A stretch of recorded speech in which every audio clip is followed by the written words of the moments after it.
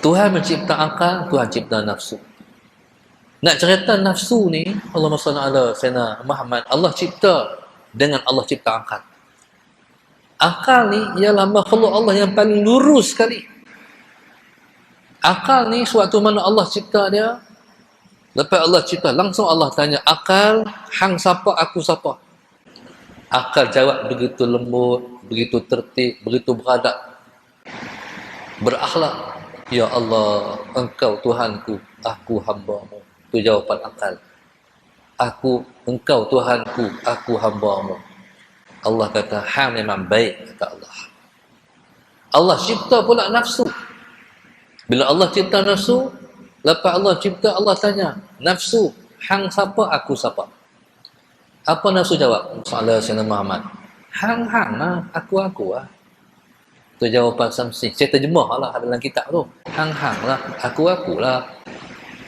Allah ambil dia, Allah renam dalam neraka 70 tahun. Sebab jawab tu samsing sangat. Hang lah, aku lah.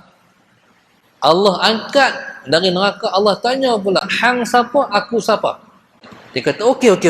Kalau hang kata hang Allah, hang Tuhan. Aku hamba. Tu jawapan samsing. Kan ni lah diri kita ni. Allahumma salli ala Sayyidina Muhammad.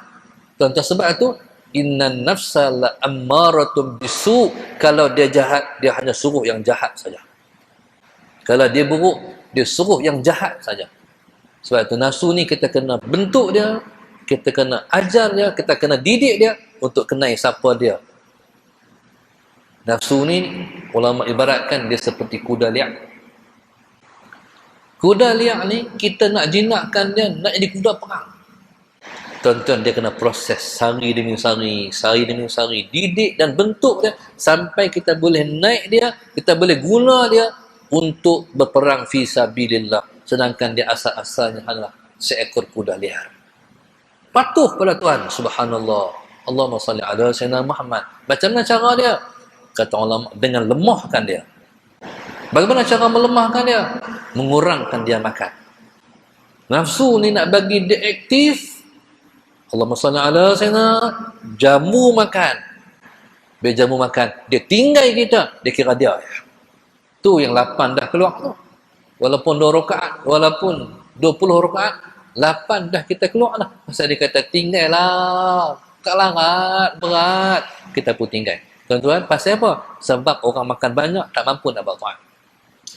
Maka begitu juga, orang yang gila dunia, tak boleh buat taat juga. Hanya orang yang zuhud dengan dunia, dia kaya ibadat. Itu passion nafsu. Dia kena lemahkan dia. Seperti mana contohnya, masalah Sayyidina Muhammad, virus kanser. Orang yang kanser ni tak boleh makan hak ni. Contohnya, orang yang kanser lidah contohnya. Dia tak boleh makan, Allahumma salli ala Sayyidina Muhammad, seafood. Orang yang gaut tak boleh makan seafood. Makan seafood, virus tu akan galak. Dia berseronok, bersuka dia galak di tempat, di sendi-sendi. Begitulah nafsu. Dia galak pada makan. Kalau kita adalah, walau otak kita makan. Tuan-tuan, tidak ada ruang untuk ibadah. Sebab tu Nabi kita sebut, nahnu qaumun la na'kul hatta naju' wa idza akalna la nashba'. Allahumma salli ala Sayyidina Muhammad. Kata Nabi, kami adalah kaum yang kami tidak makan, melainkan lapar baru makan. Itu Rasulullah sebut. Tetapi, kalau kami makan, kami tidak kenyang. Itu Nabi ajak. Sebab kenyang itu nafsu. Nabi SAW mengajar kita supaya makan berhenti sebelum kenyang. Tuan-tuan, saya nak tanya lah. Kalau kita makan, sebelum kita kenyang, kita berhenti. Berat menyakap waktu tu, pasal macam mana? Teruk kan? Teruk tu siapa yang rasa? Nafsu yang rasa tu. Allah Tuhan aku apa pula dah dapat ilmu hari ni. Allahumma salli ala Sayyidina Muhammad. Aku nak tambah tapi suruh berhenti. Tuan-tuan, hak itulah yang memberi tepap kepada kekuatan roh untuk lawan nafsu. Allahumma salli ala Sayyidina Muhammad. Tuan-tuan, dengar macam takut. Allah Ustaz, payahlah nak berat. Tapi kena ada pedoman. Kaedah dia macam ni. Bila kita makan, jangan kita makan sampai kenyang. Kita kena berhenti sebelum kenyang. Allahumma salli ala sayyidina Muhammad. Sebelum kita kenyang, kita berhenti. Sagi lapak balik tak? Lapak balik, makan pula. Makan pula. Sebab Nabi kata, kami ialah kaum yang kami tidak makan, mereka lapar baru makan. Okey, lapar makan pula. Tetapi makan jangan sampai kenyang. Allahumma salli ala sayyidina Muhammad. Sebelum kenyang berhenti. Tuan-tuan, oleh kerana kita tak kenyang, lapak balik. Lapak balik. Makan pula.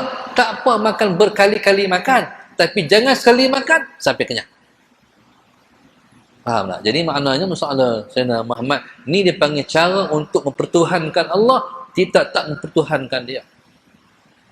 Baik, jadi orang yang Allahumma salli ala Sayyidina Muhammad menjadikan nafsu sebagai ikutan dia, itulah yang Allah kata, afara'aita man ittakhadha ilahahu hawa. Apakah engkau tak melihat Muhammad?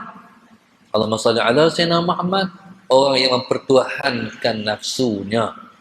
Allahumma salli ala Sayyidina